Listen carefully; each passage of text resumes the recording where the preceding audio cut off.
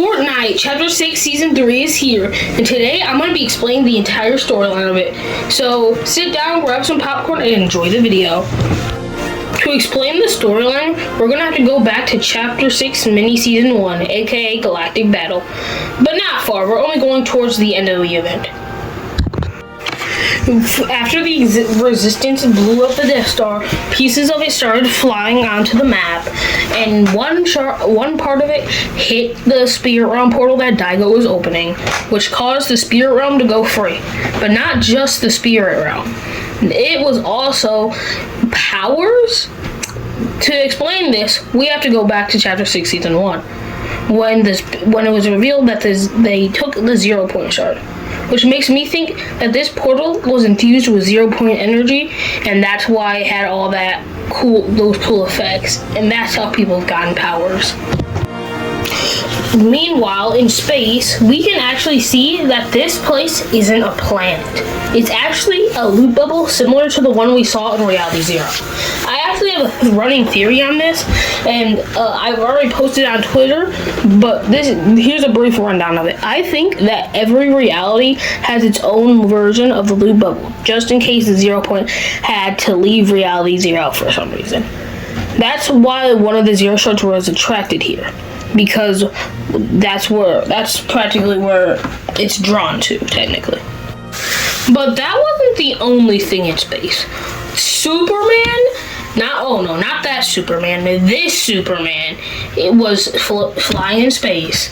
And in the cinematic trailer, which takes place a few moments after the Death Star sabotage event, we see Superman save a bus full of people, aka the people who become the supernovas, or some of the people, and fly off. We also see in the second part of the cinematic that Superman also destroys one of Daigo's spires, which is very interesting, but not really interesting at the same time. Now, who's the villain of this season? You might have already known, but it's Daigo and Core. And yes, Core. Yeah, the random chick who works for the Imagined Order, or was an assassin who was paid from the Imagined Order, which is kind of interesting to me. Which also makes other people think that the Dark Presence might be Jenna, aka the Shapeless Man.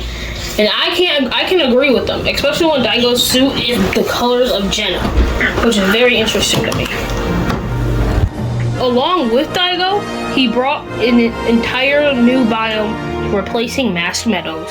He also somehow brought 3 versions of the ruinous masks again, which is kind of weird. I'm assuming these are from the Spirit Realm, and the one that's on the very top of the building is the one that he repaired. Now, who are the supernovas? First, we have Robin, aka the sidekick of Batman. After that, we have Storm Beast, aka Haley Sky, who is a cheerleader but also has some stormy powers. Then after that, we have Ziggy, who once was a Jones snapshot but got infused with a lizard for some reason. Then after that, we have Soundwave. She has the power of music, I guess, and she can turn the music into weapons practically. And her mythic kind of actually reminds me of the 10 rings from Chang-Chi. Then after that, we have Kill Switch. He is practically the Hawkeye of this team, and he can he practically hits every shot he shoots. After that, we have Light Rider. She practically can ride all the cubes that come after we die in the game of Fortnite. So practically reboot powers, and she can use that to probably reboot people. Fun fact about this skin, she was actually supposed to originally have 0 shard energy, which is actually interesting. Then after that, we have Morgan Mist, aka the newest member of the Supernovas. She has the power of magic and ravens and stuff, which I think comes from the Spirit Realm, especially when her items and stuff look like Spirit Realm energy. And then of course we have Superman, which we've already talked about. Now, who are the leaders and the workers at this academy? First, we have Jones and Hope. Jones and Hope are the people who founded this academy for the people, and as much as that show sucked, It kind of reminds me of legacies and stuff. Then Midas is also the one funding it, which is very cool of him. And if you also go into Jones's office, it actually has the pictures that from his office in the Imagined Order headquarters, which is very interesting. And that also means that those were those photos that Jones took with him when they went back in the Zero War comics. But Hope, it's just a room with spray paint and like an office desk, and that's really it. But there is something very interesting in here. One of her spray paints shows the one of the spires, and with 7 rocket, which is very interesting. It's kind of coincidental that this season also has OG Season 4, which has the rocket launch event. Now there are new quests called Island Stories. In these quests, we help the superheroes Kendo, Jade, and Hope.